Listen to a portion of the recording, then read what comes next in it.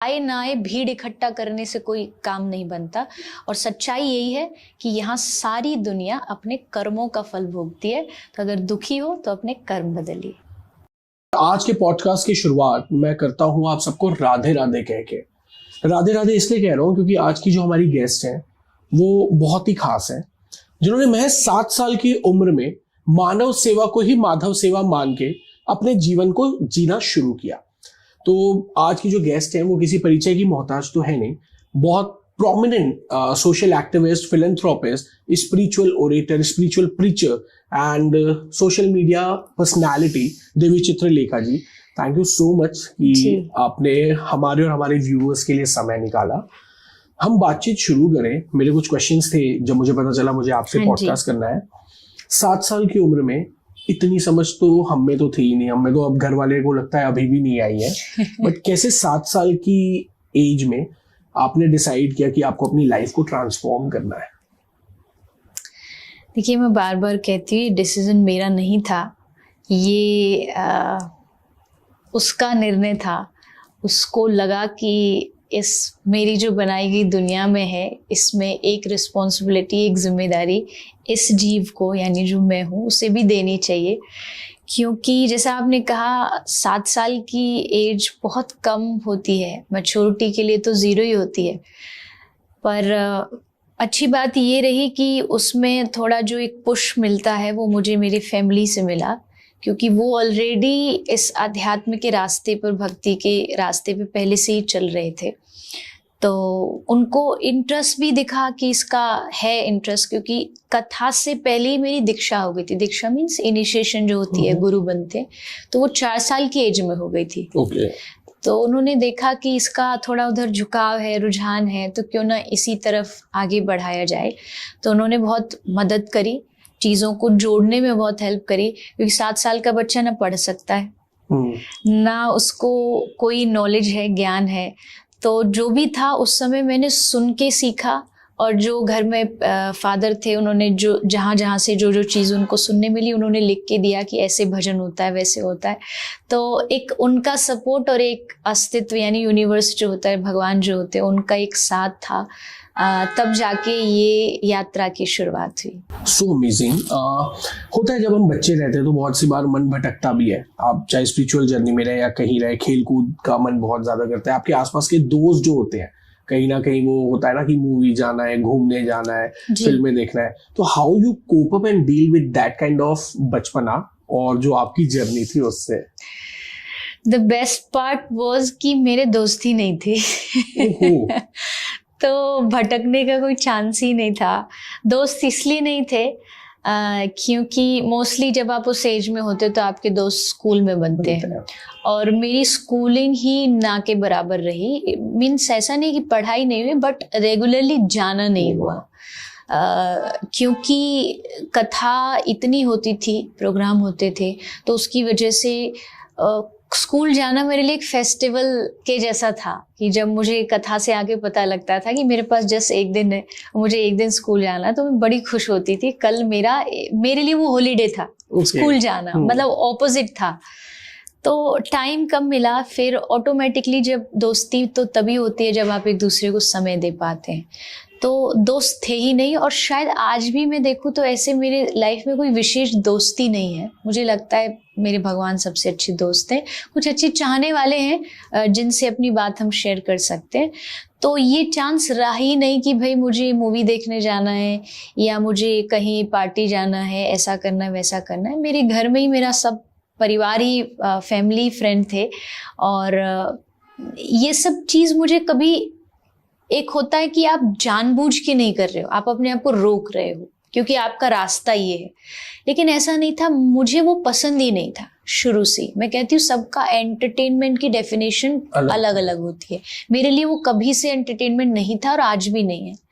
तो मुझे ऐसा लगता है कि मेरे लिए खुशी की बात यह है कि मुझे कुछ एक्स्ट्रा एफर्ट्स नहीं करने पड़े अपने आप को उन चीज़ों से दूर रखने के लिए। पेरेंट्स का सपोर्ट भी शुरू से रहा? हाँ, शुरू से रहा, और एक गाइडेंस भी रही उनकी।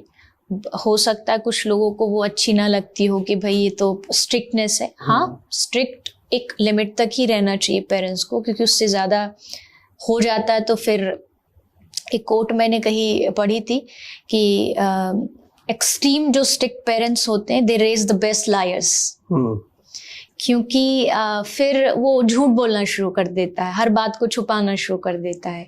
तो मर्यादा तो होनी चाहिए, लेकिन एक लिमिट तक होनी चाहिए। तो वो उन्होंने मुझे आज़ादी भी दी और लिमिट भी रखी। तो मुझे लगता आज वो मेरी लाइफ में बहुत बड़ी मजबूती का काम करती है कि आज मैं दुनिया में कहीं भी घूमूं, सारे वर्ल्ड में मेरा जाना होता है, हर तरह की दुनिया देखने को मिलती है, बट मेरा मन कभी उस तरफ जाता नहीं है। So amazing. क्योंकि मेरा सवाल इसी में से एक था, क्योंकि मैंने देखा है हमारी फैमिली में भी होता है, आसपास के लोगों में, जो पेरेंट्स बहुत ज्यादा स्ट्रिक्ट होते हैं अपने बच्चों के प्रति, वो कहीं ना कहीं रास्ता निकाल लेते हैं अपना करने के लिए। हाँ जी, बिल्कुल बिल्कुल। तो ऐसी क्या 3 टिप्स होंगी जो आपको लगता है कि एक पेरेंट को फॉलो करना बहुत मस्ट है कि वो अपने बच्चे को आराम से जैसा वो चाह रहे हैं वैसा रेस कर ले? तो आपके हिसाब से वो 10 टिप्स क्या होती है?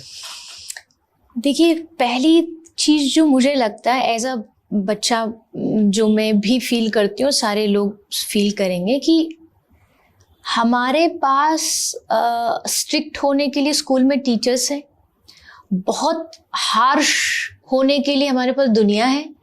तो एटलीस्ट हमें घर में पेरेंट्स ऐसे चाहिए जो हमारी अच्छाई, हमारी बुराई को बहुत ईजीली एक्सेप्ट कर लें। अगर हमारी बुराइयां भी हैं, होगी, हर बच्चे में होगी, तो उस बुराई को उसको समझा कर के सॉल्व करें, ना कि जज बनकर। पेरेंट्स को कभी भी जज नहीं बनना चाहिए। अगर आप जज बन जाएंगे तो आप फिर बस स्ट्रिक्ट ऑर्डर्स पास करेंगे, जैसे जज करता ऑर्डर ऑर्डर ऑर्डर, पर ये घर में नहीं चलेगा, ये पेरेंट्स के साथ नहीं चलेगा। अक्सर लोग कहते हैं कि पेरेंट्स दोस्त जैसे होने चाहिए।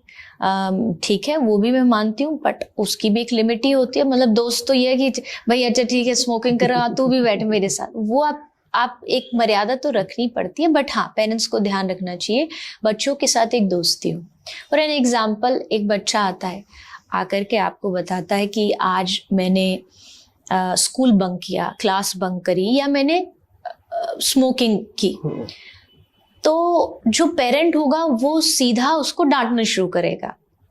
उसने डांटा, अब वो अगले दिन अपने दोस्त से मिला, उसने दोस्त को भी ये बात बताई कि ऐसे ऐसे मैंने वो किया। उसने उसको एक्सेप्ट कर लिया, उसने कहा कोई बात नहीं, होता है, आगे से देख लेंगे, या नहीं करना या करना, जो भी उसे समझा दिया। अब उसे क्या लगता है कि पेरेंट्स उसे एक्सेप्ट नहीं करते और बाहर के दोस्त उसे एक्सेप्ट करते हैं, इसलिए वो यहाँ से ज्यादा वहां कनेक्ट हो जाता है जल्दी। तो एक्सेप्ट करना सीखिए।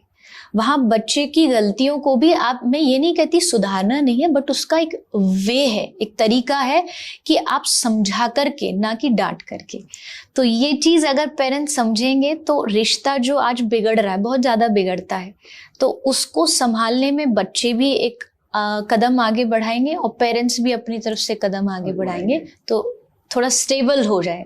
जैसा आपने कहा कि आप जब 7 साल के थे तो आपका भी ध्यान, आपका रुझान स्पिरिचुअलिटी की तरफ ज्यादा था, पर आजकल ऐसा देखा जाता है कि आपाधापी की दुनिया में ना, हमारे जब हम बड़े होने लगते हैं तो हमारे सपने बहुत रहते हैं, फिर दुनियादारी में आते आते हम अपने सपनों को अगले जन्म में टाल देते हैं, और फिर जब हमारे बच्चे होते हैं तो हम वो सारी उम्मीद, सारे सपने हम अपने बच्चों से एक्सपेक्ट करने लगते हैं, पर वो कुछ और करना चाहता है, और फिर वहां एक द्वंद्व शुरू हो जाता है। तो what's your take and suggestion उन माँ बाप के लिए जो बहुत सी बार अपने अधूरे सपनों को अपने बच्चों पे लाद देते हैं?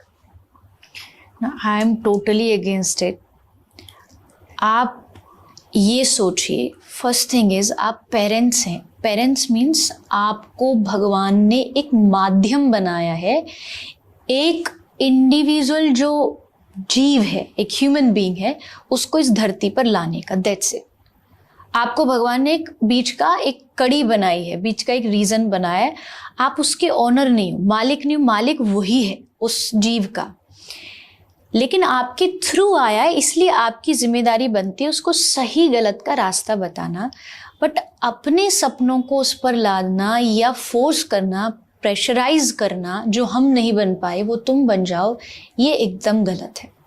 क्योंकि वो बच्चा अपने पास्ट कर्म लेके आया है, प्रेजेंट के कर्म कर रहा है, वो भी है उसके, और उसी के थ्रू वो अपना भविष्य निर्माण करता है, उसका फ्यूचर बनता है। और आप चाह रहे हैं कि नहीं, जैसा मैं चाहता हूं जो सब्जेक्ट मैं चाहता हूँ, 10 तक आते आते घर में वही द्वंद्व शुरू हो जाता है कि मैं चाहता हूँ साइंस लेना है तो साइंस ही लेना है, पर बच्चा आर्ट्स में रुचि रखता है।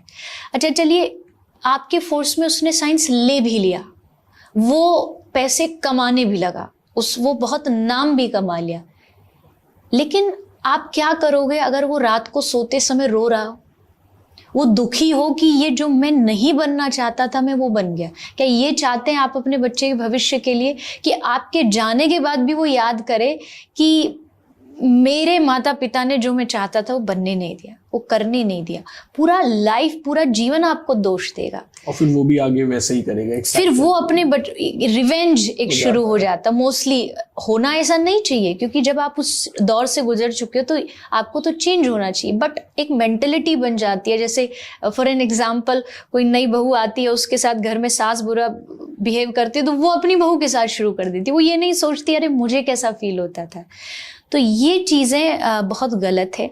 हर एक बच्चे को आज़ादी देनी चाहिए, उसका फ्यूचर डिसाइड करने की। गाइड आप करते रहिए, बट उस पर आप चॉइस डाल दीजिए।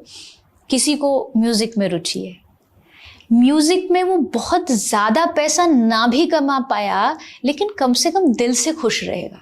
उसे पता होगा ये डिसीजन मेरा था, तो इसका जो कॉन्सिक्वेंसेस हैं वो भी मेरे ही हैं। मतलब मैं परेशान भी हूँ तो मेरी वजह से हूँ, मैं एटलीस्ट आपको दोष तो नहीं दूंगा। तो ये चीज़ अगर अर्ली एज में पेरेंट्स समझ जाते हैं तो मुझे लगता है बच्चों से आपका रिश्ता मजबूत भी हो जाएगा। किसी को फोर्सफुली आप प्यार करा नहीं सकते, आप फोर्सफुली किसी से रिस्पेक्ट पा नहीं सकते। आपको ऐसे एक्शंस करने पड़ते हैं कि सामने वाला ऑटोमेटिकली आपकी रिस्पेक्ट करता है। तो वो अगर पेरेंट्स समझ जाएं तो दोनों का रिश्ता कभी भी ट्रैक से भटकेगा नहीं। जैसे आप कथाएं करती हैं तो बहुत सी बार ऐसा होता होगा, क्योंकि हिंदुस्तान में होता है कि जो कथा कर रहे हैं हम उनको भी ईश्वर तुल्य समझते हैं, मानते हैं। तो बहुत सी बार लोग आपके पास भी आते होंगे कि देवी जी हमारी ये प्रॉब्लम है, हमको ये ठीक कर दीजिए, ये दिला दीजिए, वैसा। तो व्हाट यू थिंक कि आप उस समय कैसे डील करते हैं, एंड डू यू फील आपके पास कुछ ऐसा पावर है जिससे आप उनको उस चीज से निजात दिला सके? हाँ बिल्कुल, मेरे पास एक ही पावर है। मैं उनसे कहती हूँ अपने कर्म सही करिए। अगर आप कुछ परेशान हो, इट मीन्स आपकी लाइफ में कुछ आप गलत कर रहे हो, उसको ठीक करिए। एंड सेकेंड थिंग इज भगवान का नाम लीजिए, सबसे पावरफुल है।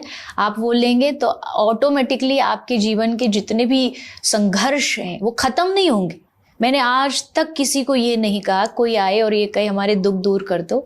मैं कहती हूँ दुख दूर कोई भी नहीं कर सकता, लेकिन अगर आप डिवोशनली भगवान से कनेक्ट हो जाओगे तो आपको दुखों के सहने की शक्ति आ जाएगी, पावर आ जाएगी। दुख दूर होना इज इम्पॉसिबल, ये हो ही नहीं सकता इस दुनिया में। भगवद गीता में कृष्ण ने कहा है, भगवान कृष्ण ने अर्जुन को, दुनिया के दो उन्होंने स्टेज बताए, लेवल बताए, दुखाल्यम अशाश्वतम। ये संसार फर्स्ट इज दुखाल्य। दुखाल्य मतलब दुखों का घर है। अब आप दुखाल्य में सुख की आशा करोगे तो मूर्खता है। तो दुखाल्य में सेकेंड इज अशाश्वतम, मतलब ये हर टाइम बदल सकता है, ये चेंजेबल है। कभी भी यहाँ कोई भी स्थिति, सिचुएशन बदल सकती है। आज है कल खराब होगी, कल खराब है परसों ठीक होगी। तो ये दो दुनिया के रूल है। और आप अगर किसी मेरे जैसे प्रवक्ता या संतों के पास जा रहे हो और आप उनसे कुछ चमत्कार की आशा लेकर ही जा रहे हो, आप बहुत गलत हो। आप कोई भी दुनिया का चमत्कार आपके जीवन को ठीक नहीं कर सकता, आपके जीवन को आप ही ठीक कर सकते हो। तो ये पहली चीज तो अंधविश्वास के चक्कर में कि भाई कोई धागा दे दे, कोई मंत्र फूंक दे कान में, कोई ताबीज दे दे, इस चक्कर में नहीं पड़ना चाहिए।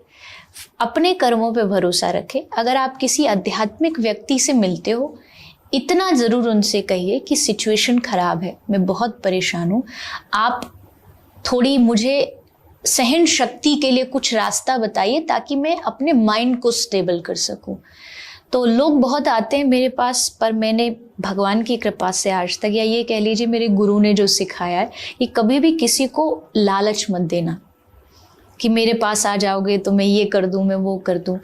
लालच से आ जाएगा, लेकिन उसका लालच पूरा नहीं हुआ तो दोबारा घूम के तुम्हारे पास नहीं आने वाला।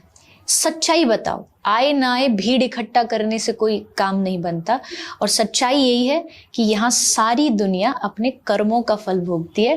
तो अगर दुखी हो तो अपने कर्म बदलिए। जैसे बहुत सी बार